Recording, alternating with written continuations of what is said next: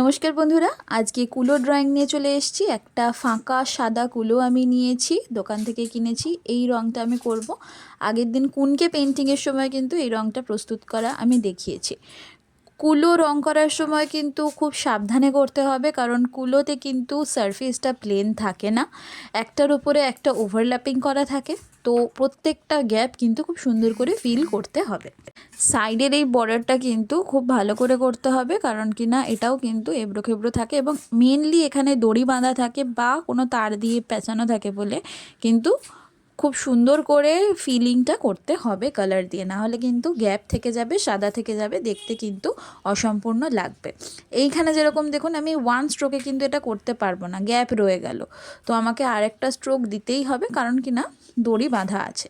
কুলোটার মধ্যে মোটামুটি ওপরে আমি একটা ঝালর টাইপের দেব, আলাদা কালার দিয়ে, ইয়েলো কালার দিয়ে দিচ্ছি। এবং মুকুট আর টোপরের একটা মোটিভ আমি রাখবো, আর নিচে থাকবে কলকা। তো কলকাটা স্টার্ট করছি। কলকাটা খুব সুন্দর করে, খুব সাবধানে করতে হবে, কারণ কি না যেহেতু বললাম সারফেসটা প্লেন থাকে না, গ্যাপ কিন্তু হয়ে যাবে এবং ওয়ান স্ট্রোকে কিন্তু কলকা করা কুলোতে কুনকেতে পসিবল হয় না। যদি কেউ জিজ্ঞাসা করে ডিজাইনগুলো কোথা থেকে পাও, ডিজাইনগুলো কিন্তু আমি মন থেকেই করি, ইউটিউব দেখে প্র্যাকটিস করি এবং ডিজাইনগুলো কিন্তু সেই প্র্যাকটিসের হচ্ছে রেজাল্ট।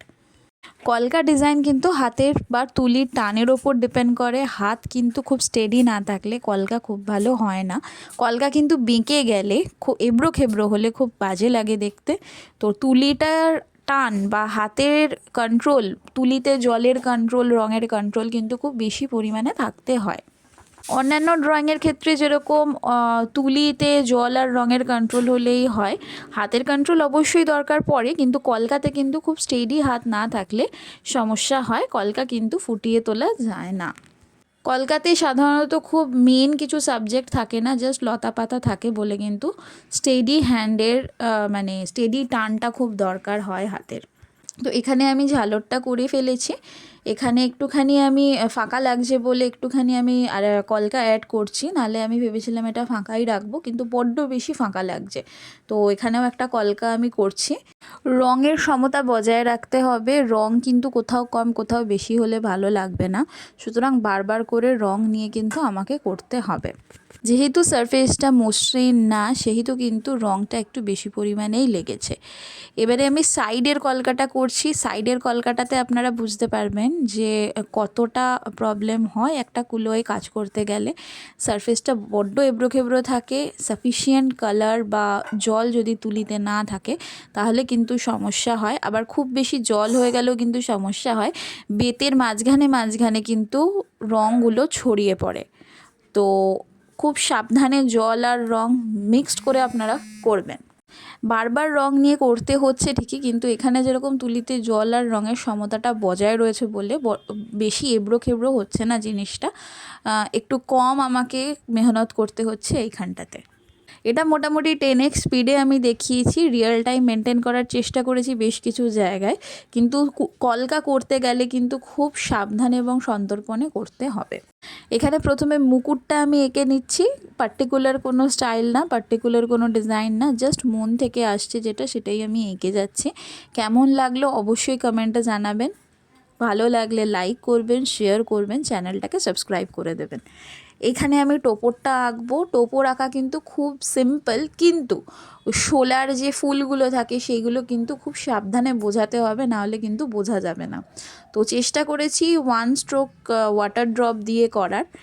টোপর আর মুকুটের মাঝখানটা খুব বেশি ফাঁকা লাগছিল বলে আমি একটা ইয়েলো সার্কেল করেছিলাম, এবং এটাতে কী ডিজাইন করব বুঝতে পারছিলাম না বলে ওই ঘটে একটা চিহ্ন আমাদের ঠাকুরমশাই খুব ইউজ করে, এই চিহ্নটা আমি অনেক কুলোতেও দেখেছি। চিহ্নটার কে কী বলে কমেন্টে অবশ্যই জানাবেন, কেউ যদি জেনে থাকেন। নামটা আমি জানি না, কিন্তু এটাই দিয়ে দিলাম, কারণ কিনা আমার মনে হলো যে এইখানে এটা ফুটবে বেশি ভালো।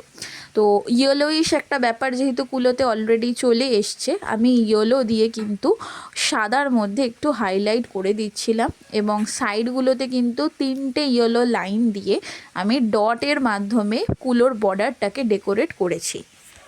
নিচের গিটটাতে আমি শুধুমাত্র ইয়েলো ডট দিয়েছি, আমি আর কিছু বেশি ঘ্যানজাম করিনি। মোটামুটি একটু ফাঁকা ছিমছামের মধ্যে আমি রাখতে চেয়েছিলাম তাই। তো this is the final look of my drawing. কেমন লাগলো অবশ্যই কমেন্টে জানাবেন। অর্ডার দিতে হলে মেল আইডিতে অর্ডার দিয়ে দেবেন। কলকাতার মধ্যে হলে ডেলিভারি চার্জ ফ্রি আছে। ভিডিওটা ভালো লাগলে, ইনফরমেটিভ লাগলে লাইক, কমেন্ট আর শেয়ার করবেন। টাটা।